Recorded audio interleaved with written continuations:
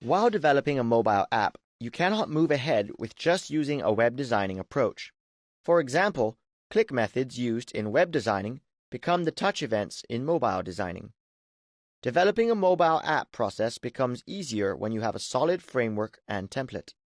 Also, replicating code and adding UI components makes the mobile development process fast and easy.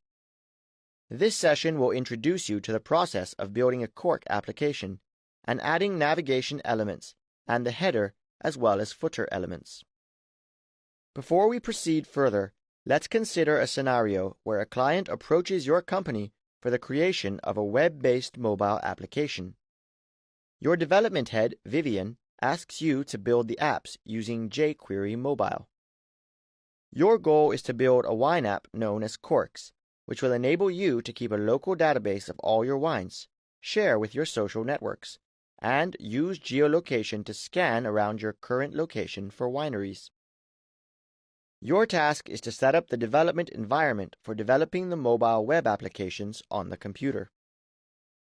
To perform this task, you need to have an understanding of the configuration requirements for including the navigation elements and header and footer elements. So, let's start the session by building the basic application framework, where you would learn how to center the content on a screen with viewports, use full app mode for iOS, and add header and navigation elements. For displaying the content in the center of the screen, you can use viewports that work fine for a website not formatted for a mobile device. To add viewports in your application, you have to perform the following steps. First, open the index.html file and start editing the content inside the head section. After that, you need to add the code snippet shown on the screen right under the HTML opening bracket. This would set the width of the application to the width of the phone without any scaling. Similarly, you can set the user scalable option to false. This ensures that the user cannot resize the content. Having learned how to display the content in the center of the screen, let's discuss how to use full app mode for iOS. You already know that an iOS uses full app mode to give a native feel to your application. This mode enables your app to eliminate the bottom navigation bar of Safari. The figures on the screen show the untapped website with and without the full app mode applied. The table shows the pros and cons of using the full app mode. The full app mode provides a more native feel and allows you to set a splash screen that shows on launch. However, the full app mode cannot run in the background and requires the web app to be reloaded with every launch without customization. When users touch the links inside the web app that are intended to open up the native browser, the web app will immediately close since it cannot run in the background. To use the full app mode, you can add the following code snippet on the screen in the head section of your index.html page. The first line enables the web page to add in the full app mode by setting the content to yes. The second line allows you to set the color of the status bar.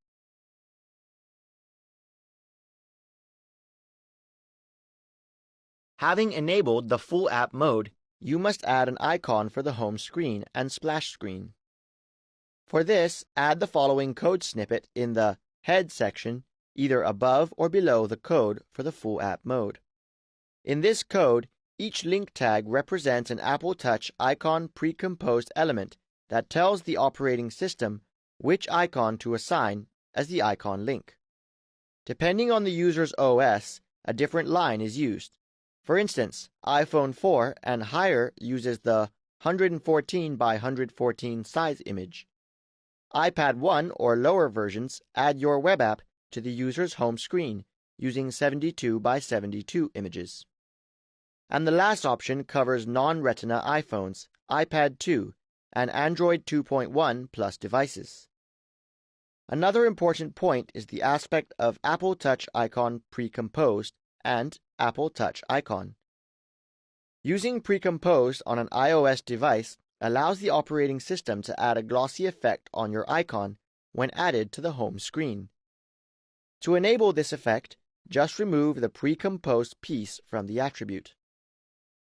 Having understood how to add an icon to the home screen, now let's learn how to add the application to a home screen.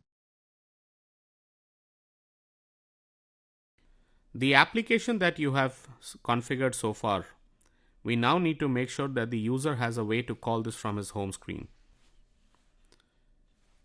So in this video, we will show you how you can make sure that your application icons are available on the home screen. The web application now needs to be run on the iOS environment in a full app mode. And to do that, what we need to do is to make sure that the application is available to the user on his home screen. We do that by making sure that the application is created. The way it is done is that you go to your web browser on the iOS phone device. You will navigate to the URL that you have identified, and in that case, click on the More icon below. The More icon below will give you a couple of more options. Add to home screen would be one of them. Your icon may slightly be different depending on what version you're using, but click on the Add to home screen. The Add to home screen is basically giving you the access to the web app API on the home screen, and you do that based on the application name. So give your name as, for example, in our case, we've given the name as Untapped. The link goes on and you simply add to the home screen. So click on Add. As you can see now, once you've done this, this particular application is available as a full app mode in the home screen. Click on Untapped and you will get back to your application as you wanted it to be. Having added the application to a home screen, now let's learn how to add a splash screen. When a splash screen is added to a mobile application, it always gives an assurance to its users that something is happening. This is quite similar to the launch screen of the native application. Though a splash screen can be easily set up, the problem really surfaces when dealing with images. So, when you use an iOS device, you will not face much of a complication because its screen size is either 460 by 320 or 960 by 640, unlike Android, which has multiple screen resolutions. You can add the splash screen on iOS by adding the following code in the Head section after enabling full app mode, as shown on the screen. Some developers use custom loading panels to better indicate to the user that the application is loading. Having learned about splash screens, now let's discuss how to add a style sheet. A style sheet controls all the CSS elements on the HTML page. You need to add a style sheet to close out the changes in the head section. You can also use jQuery Mobile to manage style sheets and JavaScript. To add the CSS file for jQuery Mobile, place the code after the Apple Touch startup image element, as shown on the screen. To increase the screen display area, add the following JavaScript at the bottom of the index.html page, right before the closing body tag. This script fires after the page is completely loaded to scroll the window up and hide the address bar. To add standard elements of an HTML document, add the following code. The title elements are shown when users attempt to add the web app to their home screen. The meta tag for description enables search engines to crawl your website and show it in their search results. CDN-hosted CSS are the style sheets uploaded on the Content Delivery Network. Also, it is highly recommended that you place all JavaScript files right before the ending body tag. Having discussed how to center the content and use the full app mode, let's learn how to add header and navigation elements. When you have linked up the CSS, you can now start with the content of the application. In the content, you can add the header, page title, and the navigational bar with the code as shown on the screen.